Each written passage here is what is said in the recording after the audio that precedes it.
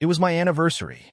15 years married to Grace, and tonight, we'd celebrate in the only way Grace knew, extravagantly. Our rooftop party was supposed to be the event of the month. Grace had been planning it for weeks. Caterers, florists, a live band. Everything set to impress the friends, influencers, and business associates that made up our social circle. The kind of people who thrived on appearances much like Grace did. I wasn't too involved in the details. Grace handled that, her keen eye for style, and her vast social media following ensuring nothing ever missed the mark. She was always in control, a trait I admired in her, or at least I used to. Grace breezed past me in the kitchen, her silk robe swaying slightly with each step. She didn't even glance my way as she moved from one end of the counter to the other, checking something on her phone. It had become a familiar sight lately, Grace with her phone, glued to the screen, thumb rapidly flicking through messages I wasn't privy to. The distance between us had grown gradually, subtle at first, but more noticeable in recent weeks. I told myself it was just the pressure of the party. "Morning," I said, folding the newspaper and setting it aside. "Morning," she replied, her voice absent, her focus elsewhere. She was scrolling again, barely paying attention to the coffee she poured herself. I watched her for a moment, a knot forming in my gut.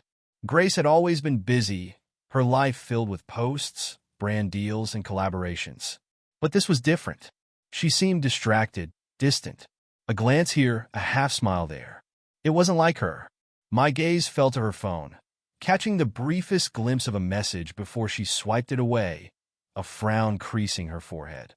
"I think the weather's going to hold up for tonight," I said, trying to fill the silence. I had checked the forecast earlier. A crisp October evening, perfect for an outdoor event.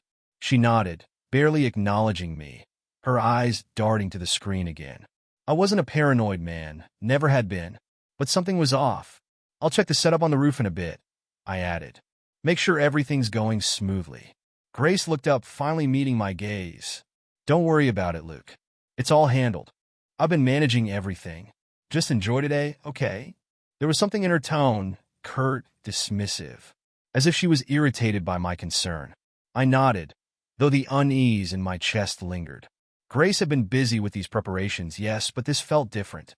I let it go, for the moment, chalking it up to her stress over the event. But the suspicion that something more was lurking behind that phone never left my mind.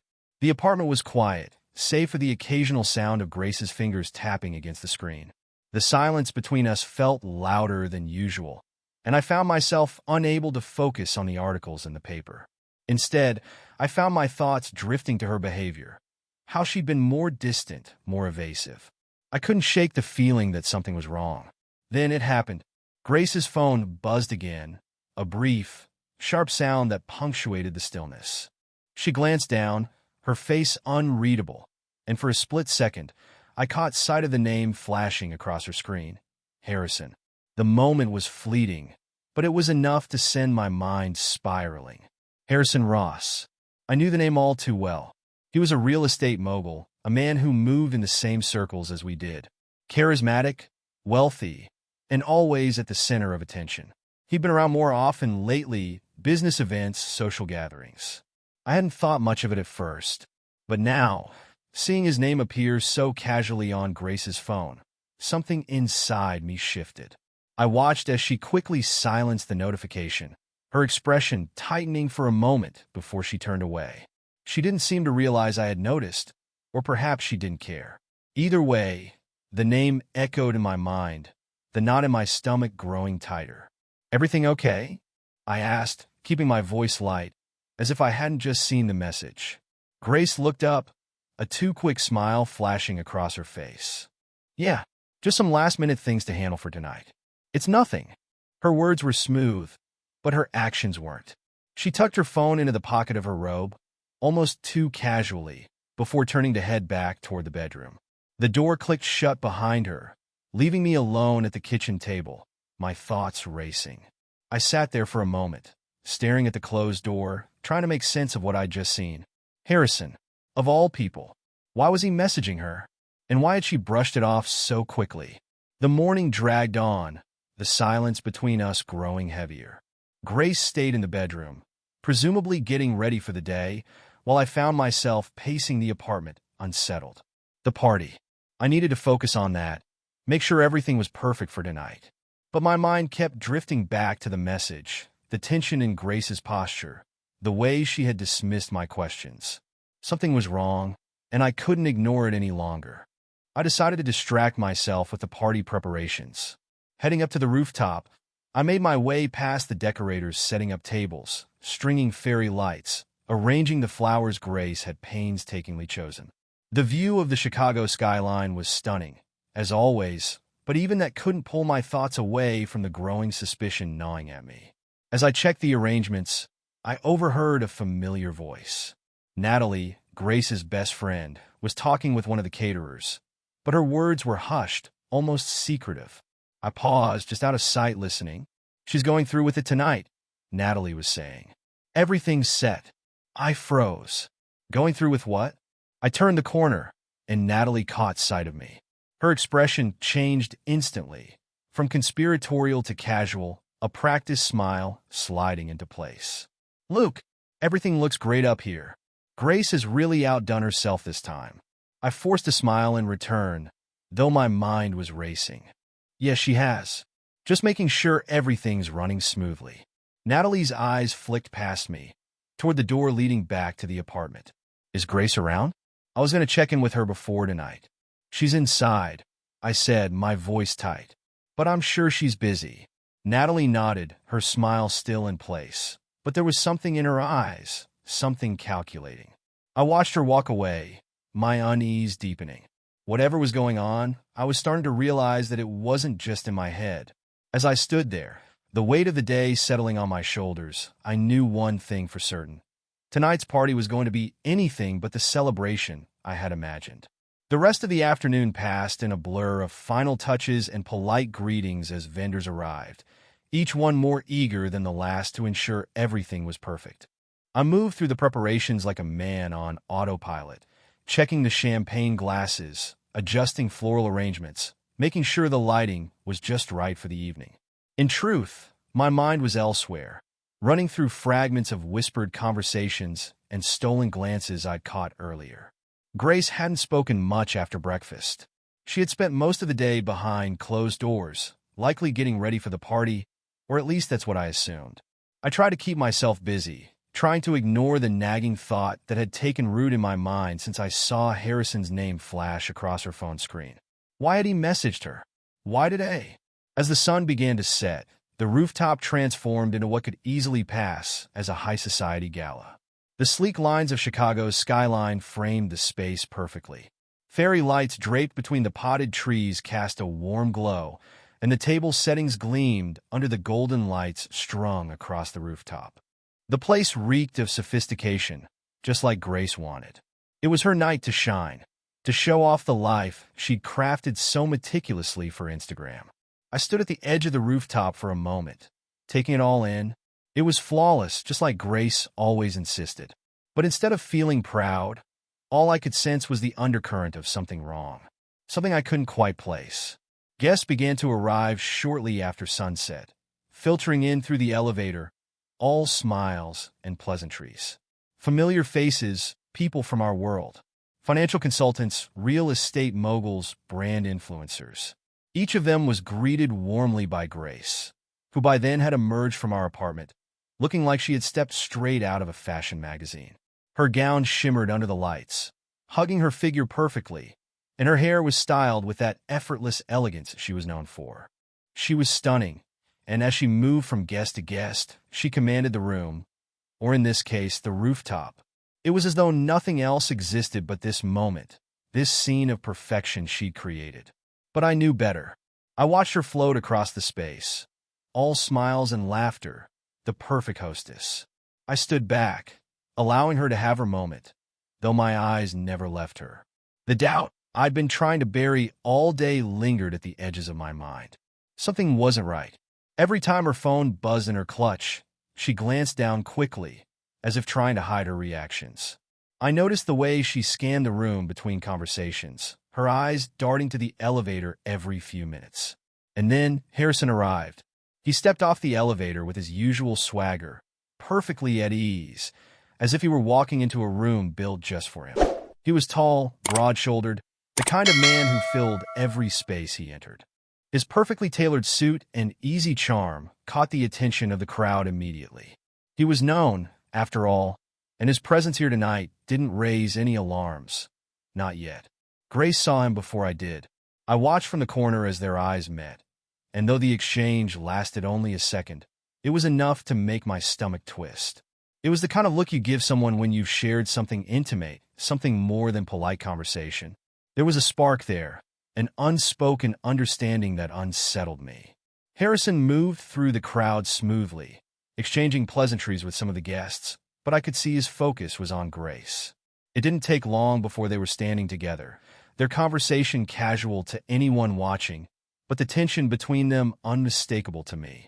I made my way through the guests, offering polite nods and shaking hands, though my mind was elsewhere. I couldn't take my eyes off them, Grace and Harrison. They weren't standing close enough to raise suspicion, but close enough for anyone paying attention to notice that something simmered beneath the surface. It wasn't long before Natalie arrived. She made her way over to Grace, greeting her with a warm embrace before seamlessly joining the conversation between her and Harrison. Natalie was always close with Grace, her confidant, her partner in crime for whatever scheme or event Grace had planned. Tonight, she seemed particularly attuned to what was happening, her eyes flickering between Grace and Harrison as though she was in on whatever secret they were keeping. I watched them from across the rooftop, trying to make sense of it all. My head spun with the fragments of the day, Grace's distance, Harrison's early arrival, the look they shared.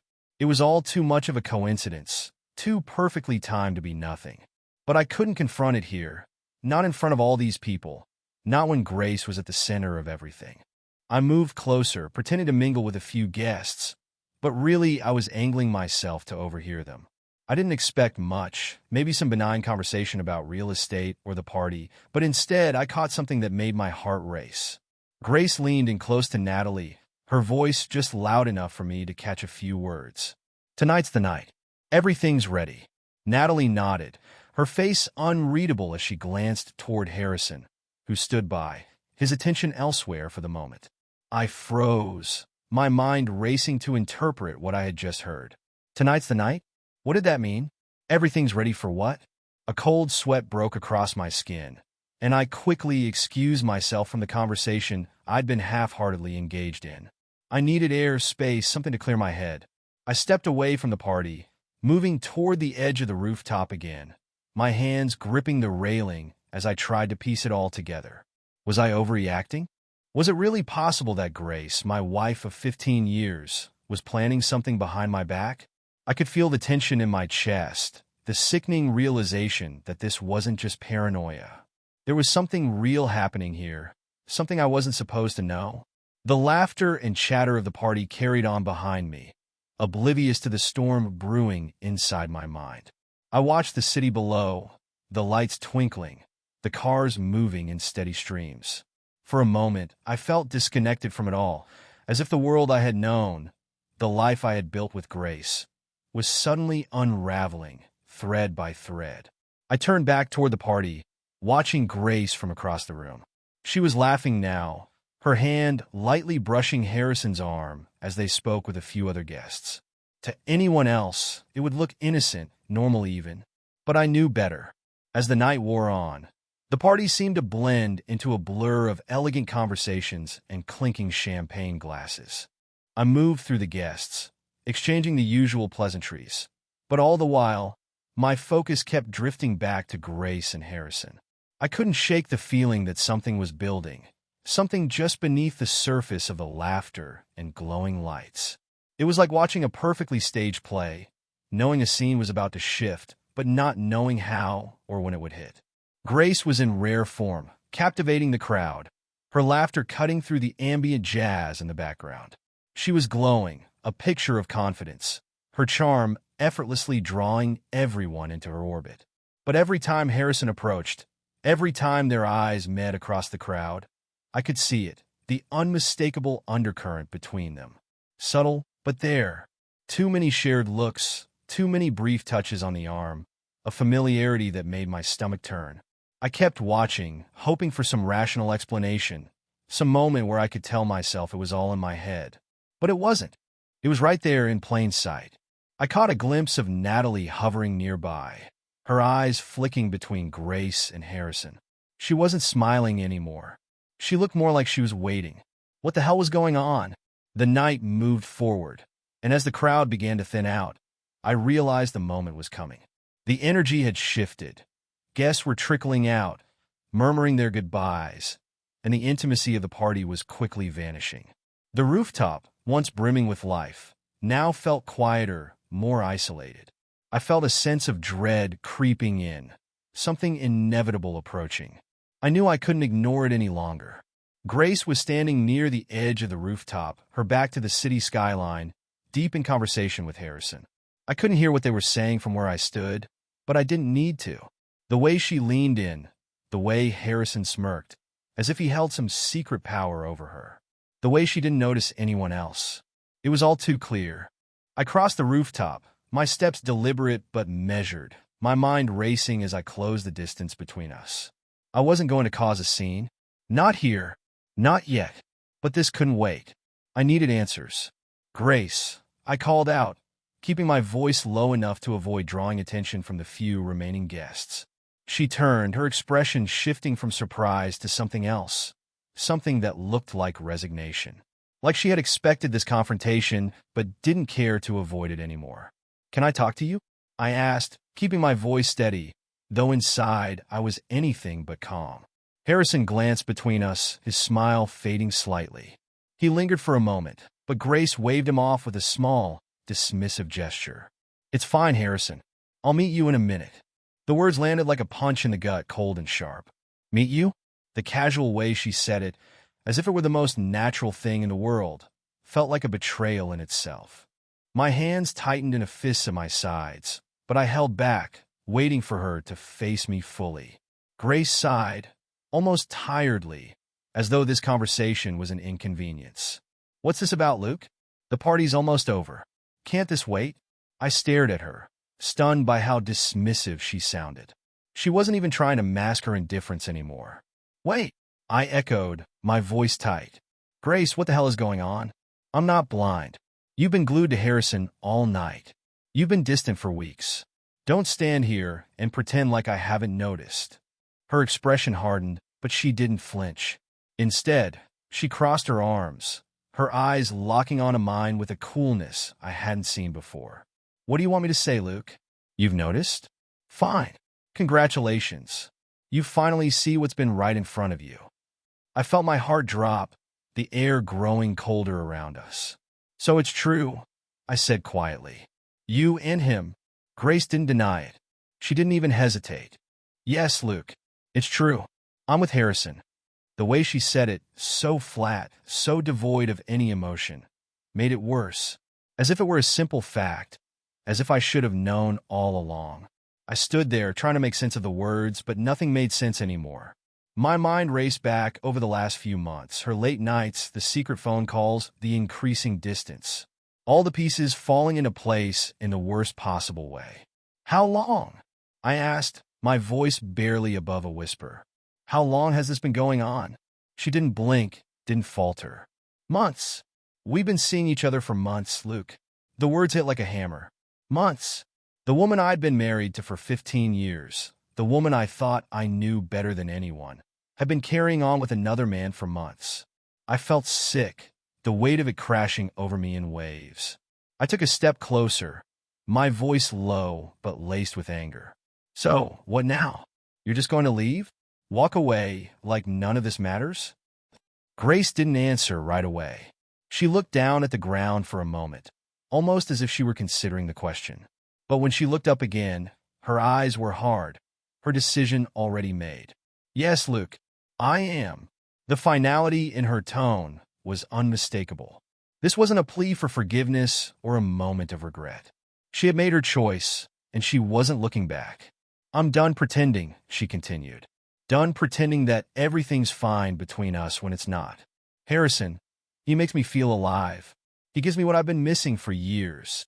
The words cut deeper than anything I could have imagined. Missing? What the hell are you talking about? We built a life together. 15 years, Grace. That means nothing to you. She shook her head, her expression almost pitying. It's not about that. It's about me. I've changed. I need something else, something new. And you're still stuck in the same place. I could feel the anger rising, hot and choking. So you're leaving. Just like that. She nodded, her jaw set. Yes, I'm leaving. I can't do this anymore, Luke. I opened my mouth to say something, anything to stop her. But before I could speak, Harrison stepped forward, reappearing at her side.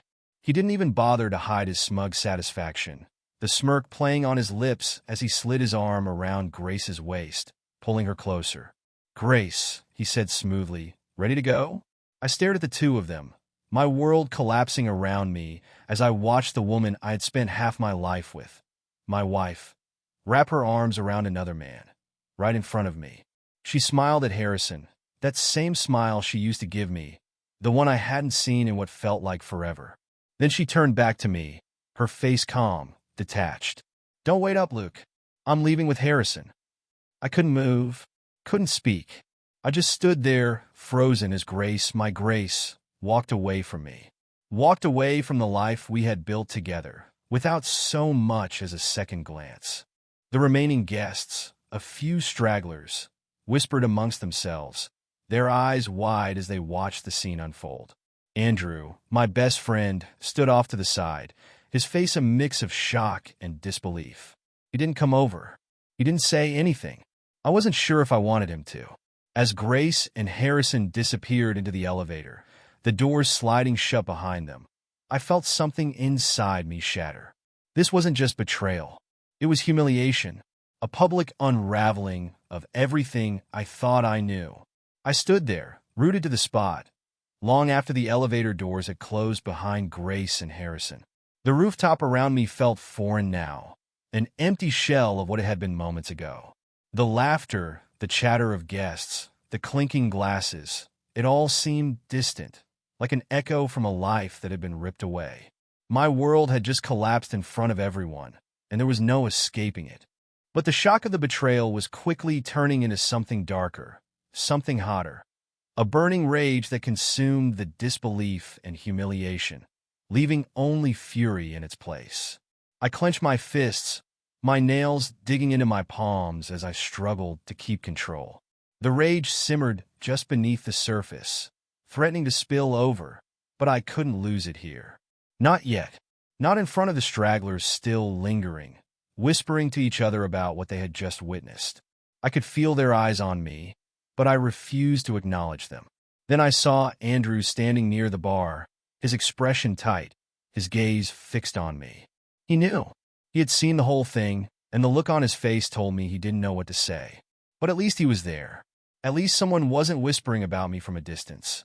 I walked over to him, my steps heavy, every inch of me vibrating with pent-up anger. He straightened up as I approached, his voice low, but filled with concern. Luke, man, I don't even know what to say. Don't. I cut him off, my voice rougher than I intended. Just don't. Andrew sighed, running a hand through his hair, clearly searching for the right words. But there weren't any. There wasn't anything he could say that would make this less of a disaster. I wasn't interested in sympathy or pity. I needed something else, action. You should sit down, he finally said, motioning to one of the empty chairs nearby. We can figure this out, man. I'm not sitting down, I snapped, the heat in my voice rising. I'm not going to sit here and play the part of the pathetic, heartbroken husband. She made a choice, Andrew. They both did. Andrew didn't argue. He knew me well enough to see that I was beyond reasoning. His eyes flicked to the elevator, then back to me. So, what are you going to do? It was a simple question, but it unlocked something in me. My mind began to race, turning over the possibilities, the anger sharpening my focus. What was I going to do? The answer came to me as if it had been waiting there all along, lurking just beneath the surface.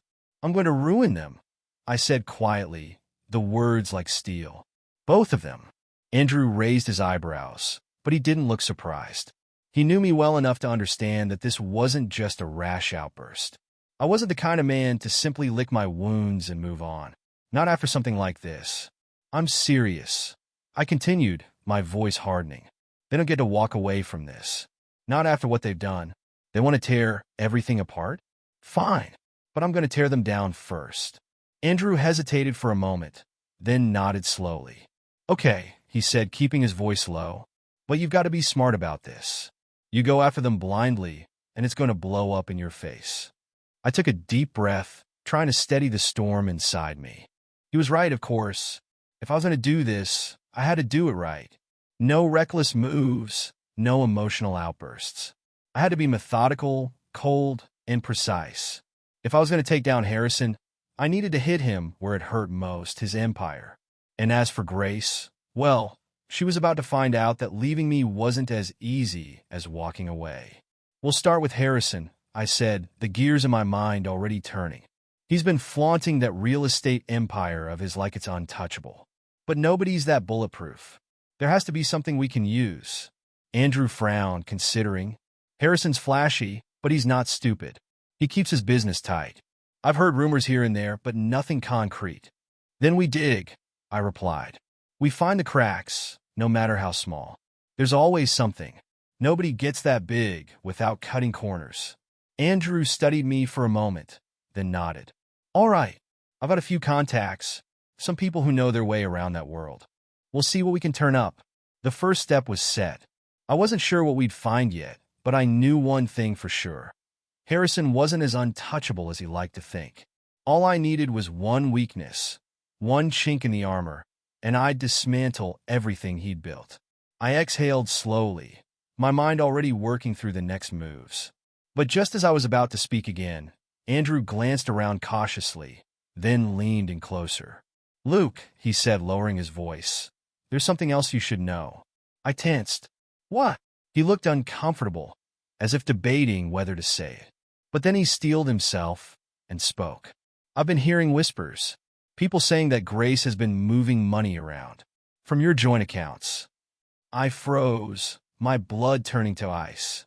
What the hell are you talking about? I don't know the details, Andrew admitted. But I've heard from a couple of people.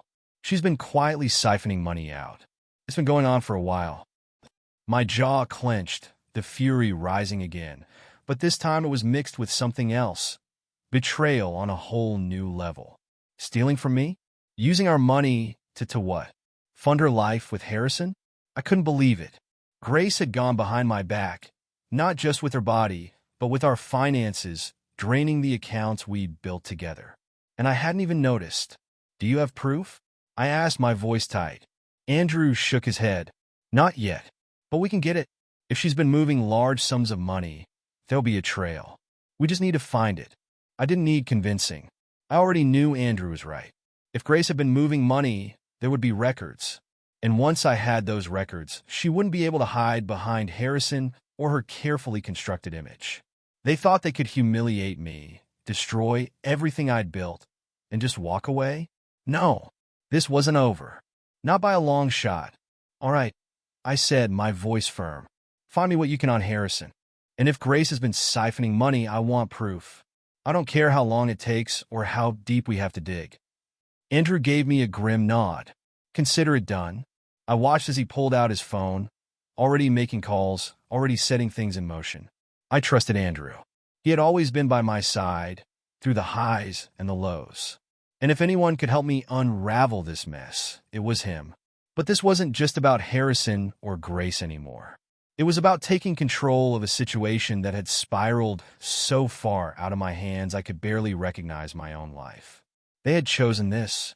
They had made their bed, and now it was time for them to lie in it. As I looked out over the now empty rooftop, the lights of Chicago stretching out before me, a dark satisfaction settled over me. The night after the party felt endless, every minute a reminder of the wreckage Grace and Harrison had left behind. I couldn't sleep, couldn't think of anything else but the betrayal that burned in the back of my mind. The apartment felt like a tomb, silent and empty, and every room held echoes of conversations, laughter, moments that were now tainted with her lies. I had to move fast. The longer I let it fester, the more they'd get away with. Early the next morning, I reached out to Chris. We hadn't spoken much since college, but I knew if anyone could help me dig into Harrison, it was him. Chris had a knack for pulling apart the tangled webs of information hidden behind layers of corporate security, and over the years, his skills had evolved far beyond what I could have imagined. He owed me a few favors, and this was one I wasn't going to let pass. I shot him a message, keeping it short but clear. Need your help. It's about Harrison.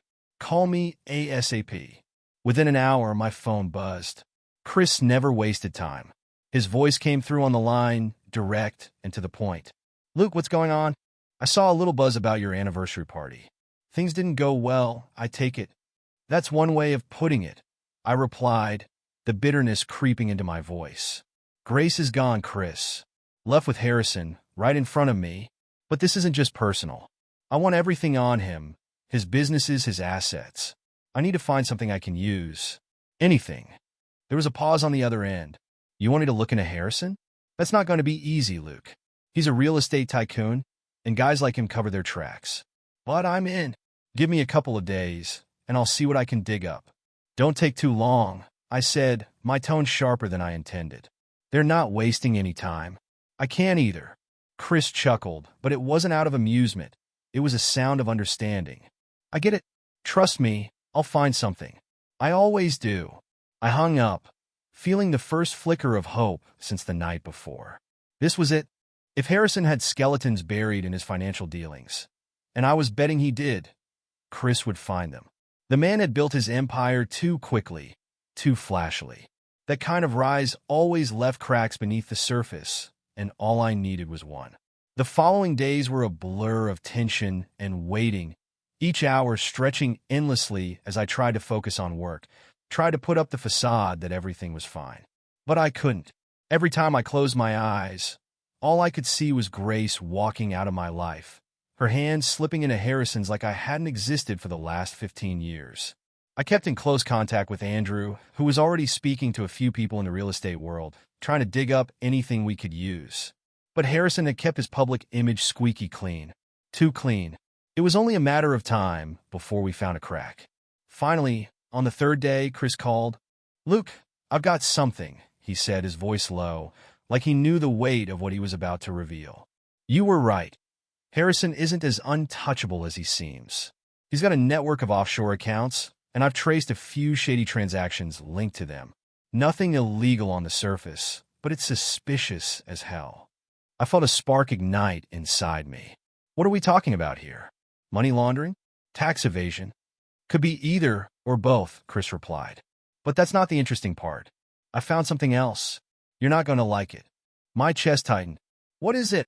Photos, Chris said slowly, of Grace and Harrison. They've been seeing each other longer than you think. There's this one photo in particular. It's from a luxury villa in the Hamptons, taken months ago. She told you she was at some social media conference that weekend, right? The air left my lungs. Yeah, she said she was in New York for work. Well, she wasn't, Chris said grimly. She was with him, and it wasn't the first time.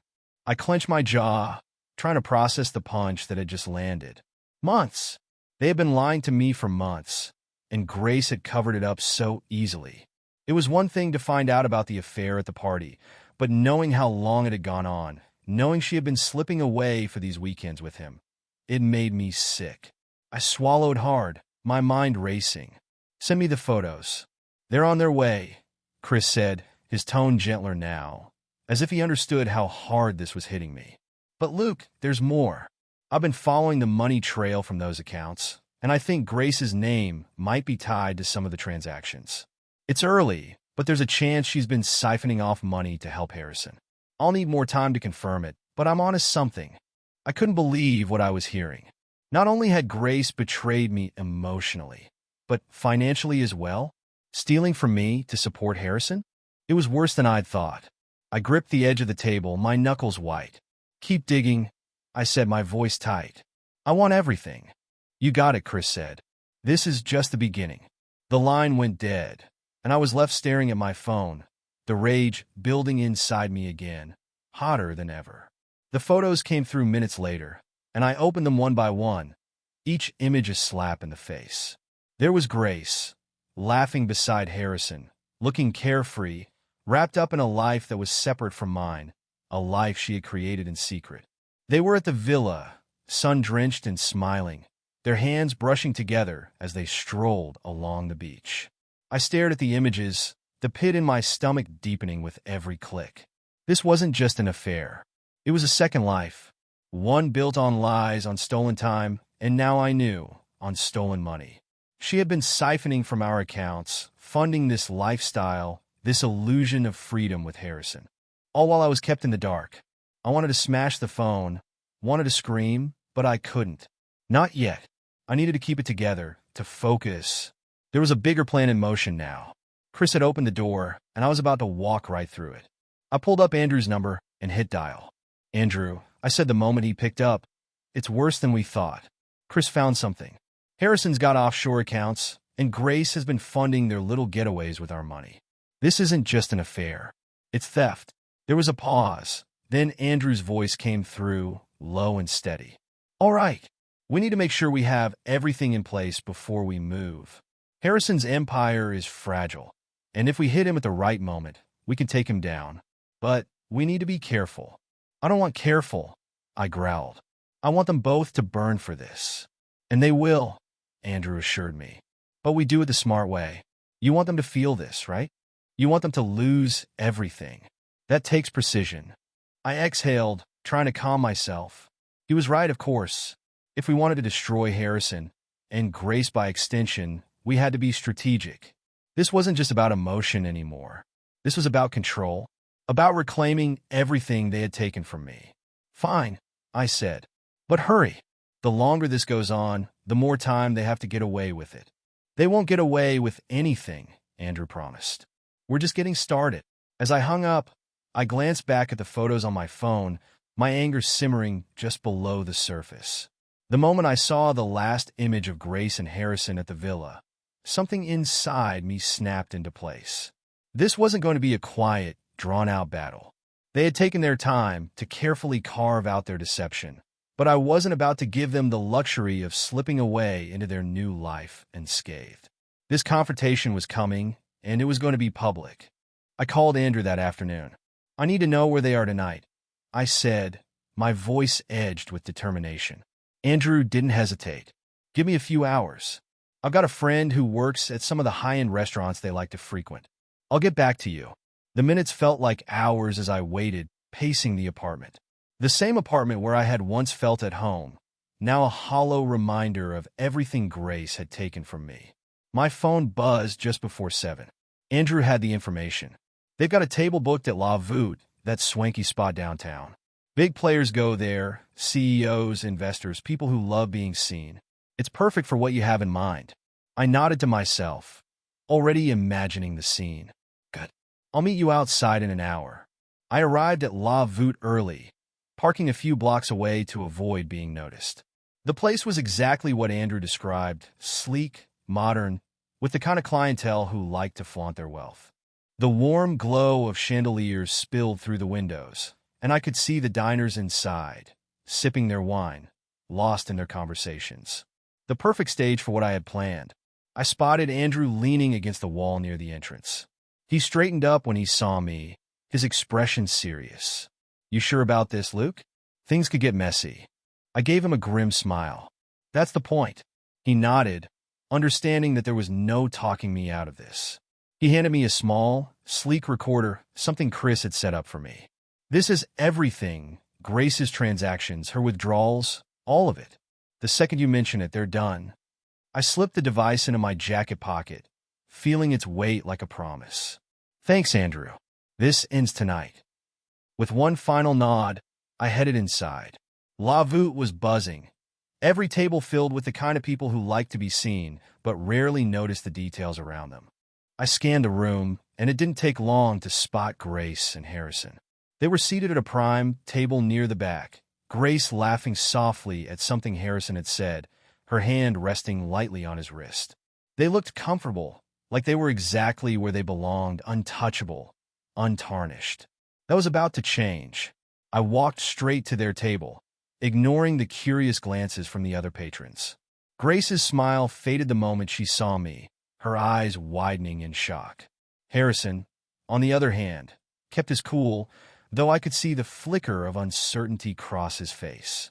"Luke," Grace stammered, trying to gather herself. "What are you doing here?" I smiled, but there was nothing friendly about it. "Oh, I thought I'd drop by. After all, this is a celebration, right?" Harrison leaned back in his chair, giving me that arrogant smirk I'd come to hate. "Look, man, I get it.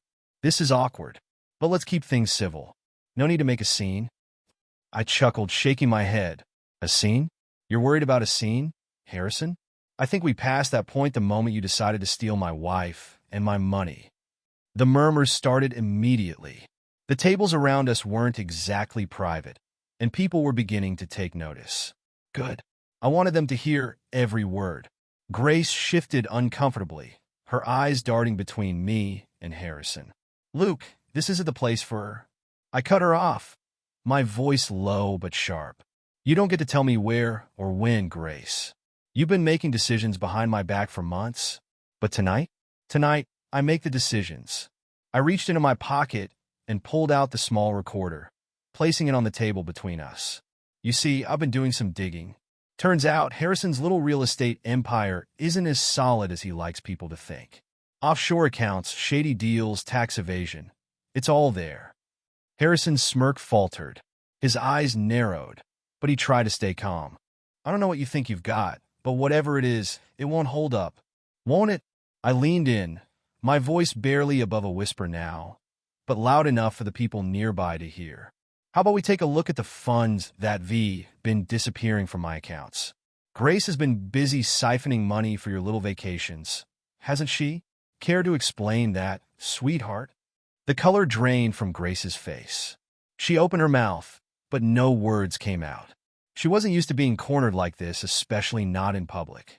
The murmurs grew louder around us, diners craning their necks, trying to get a better look at the unfolding drama. I pressed play on the recorder, and Grace's voice filled the space, soft and secretive, instructing the bank to transfer funds. It was all there, her betrayal, laid bare for everyone to hear. Harrison's cool facade shattered in an instant. His eyes darted around the room, realizing the weight of what was happening. This wasn't just a personal confrontation anymore. This was a public execution, and his reputation, his entire empire, was on the line. "Turn that off," he hissed, his face darkening. "You've made your point, Luke, but I wasn't done. Not yet.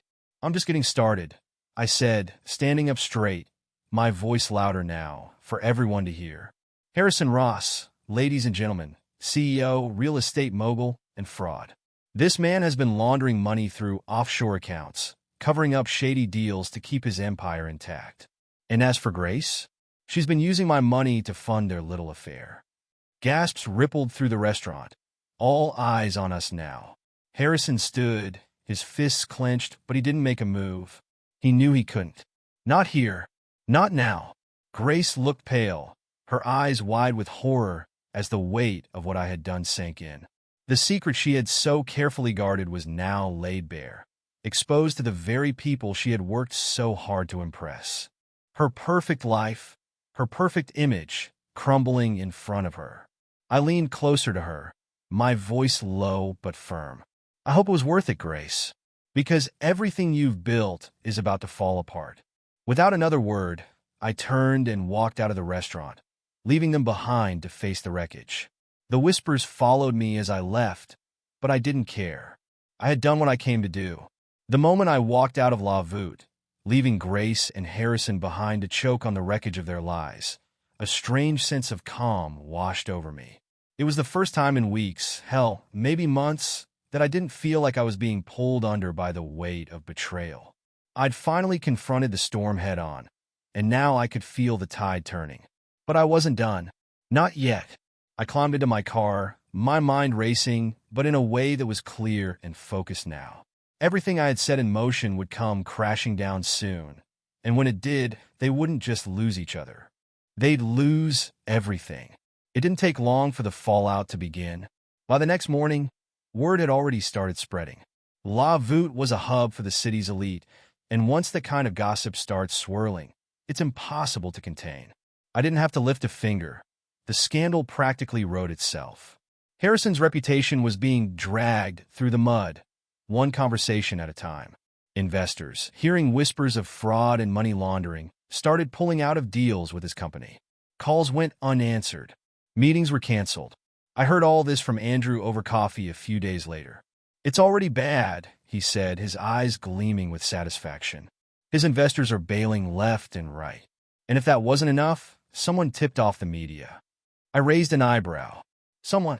Andrew smirked. "All right, maybe I made a couple of calls. But trust me, this is going to blow up. Harrison's not just losing money. He's about to lose everything." I leaned back in my chair, letting the news sink in. This was what I had wanted. To watch Harrison's empire crumble from within, piece by piece, until there was nothing left. And soon enough, it wouldn't just be his investors pulling out. It would be the law. "You know the SEC's already looking into his accounts," Andrew added, sipping his coffee. "Between Chris' findings and the rumors flying around, it's only a matter of time before they make their move." Good. That was exactly what I was waiting for. Days turned into weeks, and the destruction continued. Harrison tried to fight back, issuing statements through his lawyers, attempting damage control with carefully crafted press releases. But it was no use. The evidence was damning, and no amount of PR spin could cover the fact that his real estate empire had been built on lies. I watched it all unfold from a distance, keeping tabs through Andrew and Chris, who were still quietly feeding information to the media and authorities. Harrison was on the ropes, and the knockout punch was coming. I just had to wait for the right moment. It didn't take long for Grace to come crawling back. I knew it would happen. People like her, people who built their lives on appearances, on the approval of others, couldn't stand being cast out. And that's exactly what had happened. She was shunned. Her social media pages, once filled with adoring comments and brand deals, were now flooded with silence. Her so-called friends had turned their backs, too. She wasn't an asset anymore. She was a liability. It was only a matter of time before she showed up at my door. It was late one evening, a few weeks after the confrontation at the restaurant. I was sitting in the living room, the TV on, but ignored when I heard the knock. I didn't need to look through the peephole to know who it was. I opened the door, and there she was, Grace. She looked different, somehow smaller, as if the weight of everything she had lost was physically dragging her down.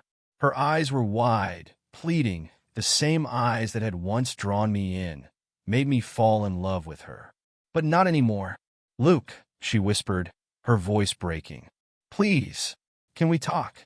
I didn't move, didn't invite her in. I just stared at her for a long moment, letting the silence stretch between us. "Talk," I finally said, my voice cold. "You want to talk now?" She swallowed, tears welling up in her eyes. "I'm sorry. I know I've made mistakes. I didn't know it would end up like this. Please, just let's talk. We can fix this. Fix this."